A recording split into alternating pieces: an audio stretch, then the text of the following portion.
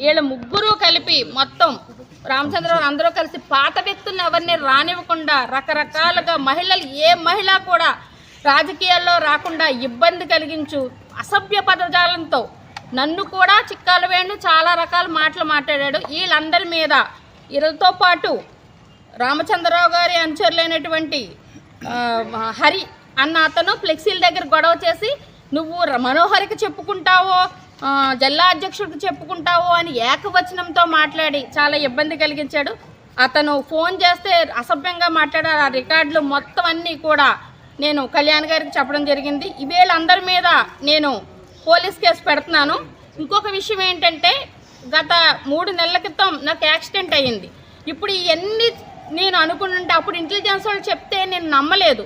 అబ్బాయి అదేం కాదన్నాను. ఈరోజు ఖచ్చితంగా అది నిజమని అనుకుంటున్నాను.